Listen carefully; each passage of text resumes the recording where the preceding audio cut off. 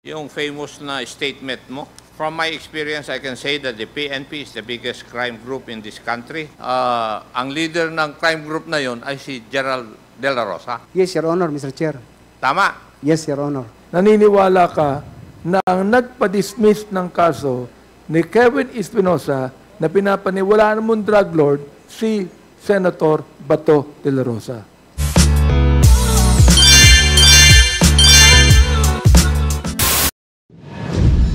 You also stated that na-acquit si Kevin Espinosa and is now in Leyte. Yes, Your Honor, Mr. Chair. Na-dismiss lahat yung kaso na final laban sa kanya. According sa result ng media, Your Honor, and yung documentation na may release order na daw siya kasi na-dismiss lahat ang mga kaso niya. Thank you. And he is now in Leyte. Yes, Your Honor, Mr. Chair. Thank you.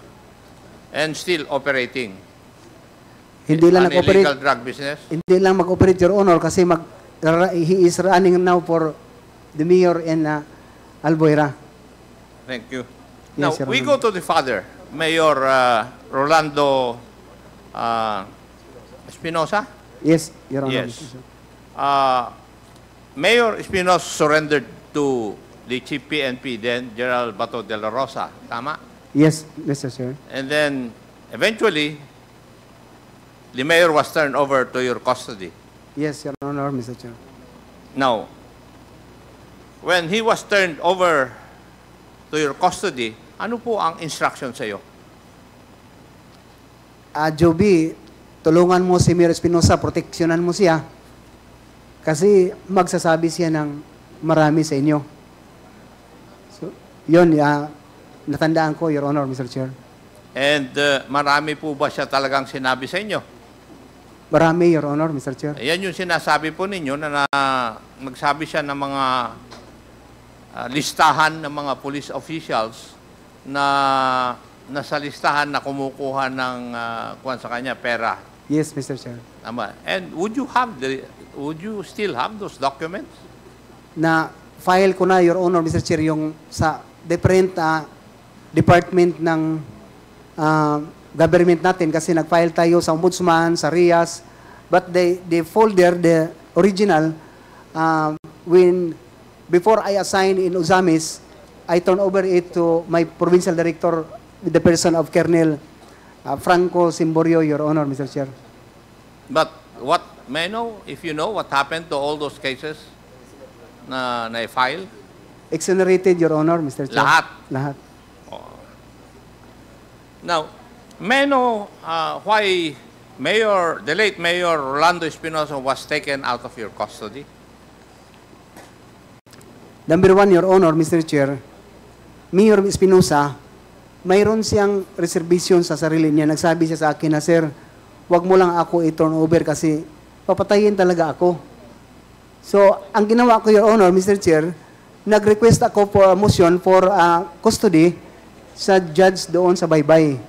In which ang judge naman, verbally, nag-usap kami na aproban niya next week. Pero nandoon na si Mayor sa kulungan. Nung Saturday na yon, hindi pa dumating ng Monday, tinira na si Mayor Espinosa. So, nauna na-transfer siya sa Baybay Leyte Yes, Your Honor.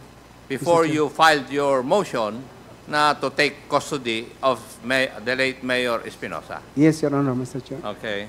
And then, what transpired was, correct me if I'm wrong, nagkaroon ng search doon sa Baybay Jail, Your Honor. jail. Tama, at allegedly, nagkaroon ng enkwentro. Yun ang sabi nila, Mr. Chair. Walang report yon. Mayroon, ginawa man yun na investigation sa Senate, Your Honor, Mr. Chair, but yun ang nangyari daw na may baril at saka may drug si Mayor Espinosa. Now, paano makakalaban ng isang preso? Unang-unang tanong pala, paano nagkaroon ng baril yung isang preso sa isang jail? Ano tingin po ninyo? Your Honor, Mr. Chair, may mga interview ako na I am very bold and brave to say that Mayor Espinosa talagang tinabaho lang ng walang kalaban-laban. Kilala ko na si Mayor Espinosa, mabait na. Siya nga, Your Honor, Mr. Chair, ang maglilid ng worship sa amin sa police station every 4 o'clock, 5 o'clock in the morning. So you're of the opinion na kasama po siya dun sa EJK ng mga drug lords? Perhaps, or maybe, Your Honor, Mr. Chair. Hindi, tinatanong ko lang naman yung opinion mo eh. May kung alam po ninyo, kung anong unit yung nag-operate or nag-serve ng search warrant sa jail na yon? Criminal Investigation and Detection Group, 8, Your Honor, in Region 8, Region 8. Tacloban. Regional 8 office. Yes, lead by Colonel Marvin Marcos, Your Honor. Mr. Marvin Marcos, Your Honor. Marcos. And Colonel Marvin Marcos is still in the service? Yes. He Yes. promote after, Your Honor, Mr. Chair. He was promoted, Yes, Your Honor. thereafter. Yes, Your Honor. Thank you. Now, let's go to your assignment sa Ozamis. Bakit nasabi mo na parang inassign ka ron para mapatay? Your Honor, Mr. Chair, for the information naman sa lahat, Paruhinog is an organized crime groups for almost 30 to 40 years. Leader ng Coratong Baliling. Your Honor, Yes. Mr. Chair. So, ang nasa isipan mo, pinadala ka ron para mayari ka ng Coratong Baliling? Yes, Ganun Your po ba? Honor, Mr. Chair. Yun ang tingin sa'yo? Yes, Now, Your Honor. when you were assigned there, what were your instructions given by your superiors? Ganun lang, Your Honor, Mr. Chair. Job, sige, ikaw lang bahala. Kung trabahoin mo dyan sa Ozamis. Kasi isog ka ba? Parang ganun, Your Honor, Mr. Chair. Pag-intindi ko naman, kasi ako ang implementor, ako naman ang managot, ako ang makulong kung mangyari na hindi ko gawin ang tama. So, yun talaga ang in-observe ko, Your Honor. That's why dumating ng 6 months, 5 to 6 months ang nangyari before nag-join kami ng CIDG 10 para sa search warrant. Who was then the mayor of Ozamis when you were assigned there? Mayor Aldong Paruhinog, Your Honor, Senior. Mayor na siya noon. Yes, Your Honor. Oh, hindi siya barangay captain. Hindi, Your Honor. Ang anak lang niya ang Vice Mayor, si Nova Princess Paruhinog. Yes, yung babae. May I know where she is now? Nasa kulungan pa ba?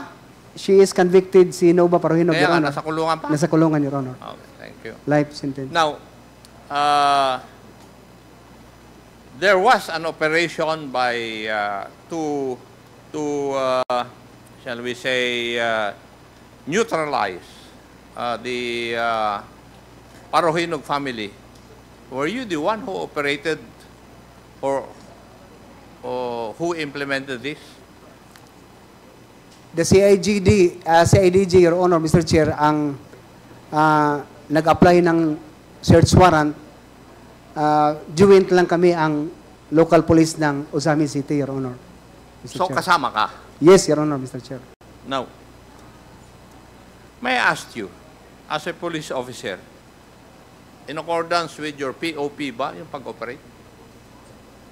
When I say POP, Police Operational Procedures, Yes, Your Honor, Mr. Chair. did you do it in accordance with your Police Operational Procedures?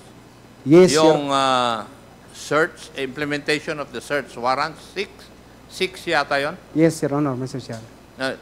Bakit 15 o 15 or 16 ang namatay? Why? That is simultaneous implementation of search warrant, Your Honor, Mr. Chair. May sa ibang side sa anak, si Nova Paruhinog, may dalawa na namatay yung security, isa ang buhay.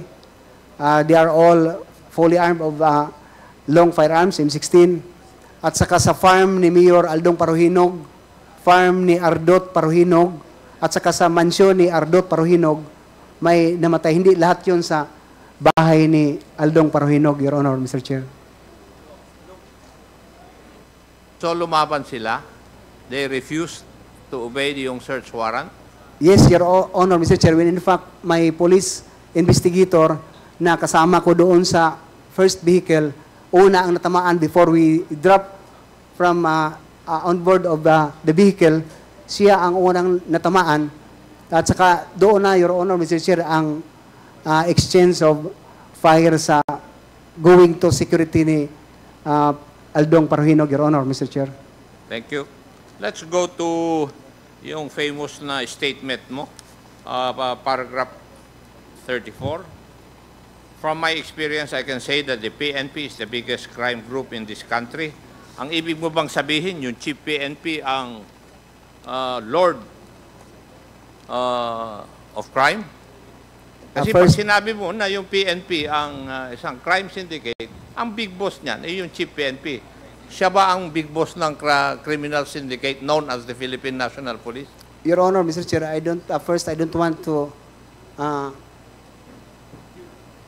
make any statement that the PNP itself is organized crime groups, but ang Chief PNP, siya kasi, Your Honor, Mr. Chair, it's very obvious na siya lahat, galing sa kanya lahat ang instruction.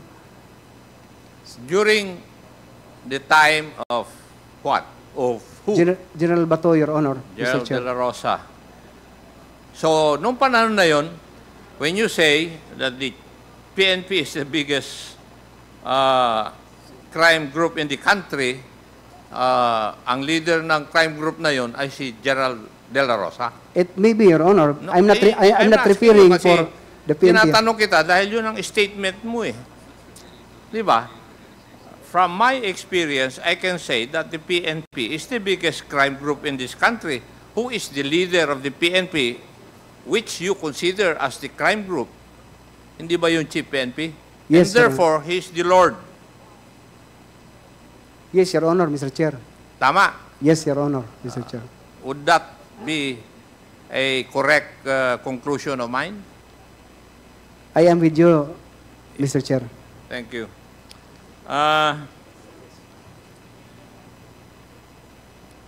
Sa tingin mo, Colonel Espinido, tatlong assignment, kasama ka sa drug list, pero wala naman nangyayari sa'yo. Di ba? Kagaya ng iba na nasa drug list. Napunta-punta ka nga sa ibang lugar, at sa tingin ko, to do the dirty job. Tama ba yung aking observation? Yes, Your Honor, Mr. Chair. And hindi mo ba na-feel na ginagamit ka lang? Sometimes, Your Honor, Mr. Chair, yun ang ma-feel ko na parang ganun lang. Pero as a law enforcer, Your Honor, Mr. Chair, I cannot really refuse an order. But for me, mayroon naman tayong pag-iisip sa anong tama na gawin natin as a police officer. So, if I follow up your answer to my question on paragraph 34, yung Chief PNP din noon ang head ng mga nagko-conduct ng extrajudicial killings. Kasi he's the head of the crime group. Your Honor, Mr. Chair, sorry, allow me not to answer your I'm just question. following the logic of your answers, of your statements in your affidavit. Sinusundan ko lang yun. I can say, Your Honor, Mr. Chair, that I am with you if we talk about the drug syndicate, but extrajudicial killings, yes, I cannot really justify it if Chief PNP was the one who is principal of that, Your Honor, Mr. Chair. So when you say that the PNP is the biggest crime syndicate, it only pertains to illegal drugs? Yes, Your Honor, Mr. Chair. I see. Thank you, Mr. Chair. That would be all. Thank you, Congressman Acop. The chair of the Committee on Human Rights is now recognized for his very, very short manifestation as well. Thank you, Mr. Chair. Just would like to ask very few questions now. Mr. Chair, Colonel, I admire your courage to come here Thank you, sir. Thank you. to be a witness. And I really would like to believe in your story. And being a servant of the Lord also, I am so glad that you are always mentioning the name of God. Yes, Oo, Your Honor. Totoo yun. Sana hindi ka rin katulad ng pastor sa Davao na nagme-mention din ng name ng Panginoon pero hindi tama yung ginagawa niya. Hindi kayo ganon, no? Hindi, Your Honor, Mr. Chair. Lamat naman. Oo, kasi mine-mention din niya yung pangalan ng Diyos eh. Siya pa nga yung appointed son of God, sabi niya yun. Anyway, ito. Nakalagay po doon sa number 10 na affidavit mo, nakalagay, and I would like to quote, Mayor Espinosa had a list of police generals and other PNP officials who received money from their group as indicated in the ledger and in the copies of clear checks that we were able to recover from their accountant. We were able to recover. Nandiyan pa ba sa inyo yun?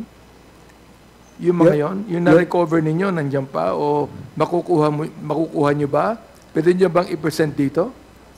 Sorry, Your Honor, Mr. Chair, kasi ang nangyari, pag ikaw ang nasign doon, iiwan mo yung mga documents, maliban sa na-file mo na mga documents doon sa DOJ, sa Ombudsman, sa RIAS, NIAS, Your Honor, Mr. Chair. O hindi ka nagpa-photocopy nun? Hindi. Wala kang kopya? Lahat ng, actually, Your Honor, Mr. Chair, ang original talaga ang sa akin at the time, but ipa-turn over yun when I was assigned. Nasaan ngayon yun? Sa provincial director ko at the time. Pwede ba natin pasapuin na yun? Pwede siguro, Your Honor, Mr. Chair. Pwede, no? Yes. Oo, Original lahat, Your Honor, Mr. Chair. Pwede Yung makuha mga, ng committee. Oo. Well, later on, at a proper time, perhaps, I could be able to make a motion here to subpoena the document that Colonel Espinido said sa kanyang number 10 na affidavit. Ito namang number 16, sa number 16, sinabi mo, the CIDG handled the cases against Kerwin. They were subsequently dismissed. I believe, ibig sabihin, naniniwala ka, Chief De La Rosa was involved in the dismissal of the cases that I built up against Kerwin Espinosa. Now, ang tanong ko, bakit ka naniniwala doon? Why do you believe that Chief De La Rosa was involved in the dismissal of the case that you built up against Kerwin Espinosa? at the time, Your Honor, Mr. Chair, si Kerwin Espinosa is hawak nila ni Chief PNP Bato at saka ni Colonel Tiro. How do you know that hawak nila yun? Hindi man nila binigay sa akin, Your Honor, Mr. Chair. So yun lang ang dahilan. Yung naniniwala kang hawak nila sapagkat hindi ibinigay sa iyo. Yes, Your Honor, Mr. Chair. At pagkatapos pinagbintangan ka na ikaw ay isa rin drug lord. Ganun ba yan? Yun ang pinaniwalaan nila, Your Honor, Mr. Chair. Doon na sila naniniwala. Sa sabi-sabi nila, sa akin hindi na. Si Chief De La Rosa ba ang nagsabi na ikaw ay drug lord at naligay ka sa drug list? Ang sabi lang niya, Your Honor, Mr. Chair, as I remember na, Juby, tumanggap ka pala ng 20,000 per month. Nandoon ka sa Davao na assign. Sino po nagsabi noon? Si General Bato de la Rosa. Okay, Your Honor. ulitin natin. Chief De La Rosa, sinabi sa iyo ang alin, nakatanggap ka ng? 20,000 per month. Okay. Bakit niya nasabi yon? So ako sabi sa kanya, Your Honor, Mr. Chair, na, Sir, bakit gano'n naman ang pagkuhan niyo sa akin? Sabi niya, si Albert, galing sa kay Kirwin, naghuli doon. Ang sabi ni Kirwin sa kanya, so lumabas ka agad si Albert pero, Colonel Albert pero, Your Honor, Mr. Chair, from the other side sa office ni Chief PNP Bato, siya din ang nag-confirm, nagsabi na, totoo yun, Juby. Kinausap ko si Kirwin, nagsasabi siya talaga na tumanggap ka ng 20,000. Palagay mo kaya, pag si Kevin Espinosa ay pinatawag natin dito, he will confirm your statement? Your Honor, Mr. Chair, nagtestify na siya sa Senate, Your Honor, Mr. Chair, na hindi, sa dalawang affidavit niya na binasa, ni Espinido na pangalan, hindi binanggit na tumanggap ng pera. So, doon sa Senado, sa Senado, pinaniwalaan ka niya. Siguro na konsensya, Your Honor, Mr. Chair, na hindi talaga ako... Palagay mo kaya dito sa aming committee, makukonsensya rin siya? Hindi. Kasi kung palagay mo halimbawa, pwede natin patawag si Kevin Espinosa upang confirm ang iyong testimony ngayong hapon, ipapatawag natin. Pero, Your Honor, Mr. Chair, hindi maganda dito pa salitain natin yung drug lord. Confessed drug lord si Kerwin Espinosa, Your Honor, Mr. Chair. He is confessed drug lord, but yet, nasa labas, walang nangyari. Ganon. Kasi- Sino kaya nagpalabas sa kanya? Si Chief De La Rosa ba ang sinasabi mo? Naniniwala ka na ang nagpa-dismiss ng kaso ni Kevin Espinosa na pinapaniwalaan mong drug lord si Senator Bato De La Rosa. Please, allow me not to answer that question, Your Okay. Honor, Mr. Chair. Hindi, nabanggit mo na kasi dito eh. Pag nabanggit mo yan dito, nagiging public na yan. Kahit na sabihin mo, hindi mo isasabihin dito, pero nabanggit mo na dito eh. Your Honor, Mr. Chair, directly, pagsabi natin na ako nakarinig or maniniwala na si Sir Bato ang nagpapalabas kay Espinosa, hindi siguro maganda, Your Honor, Mr. Chair.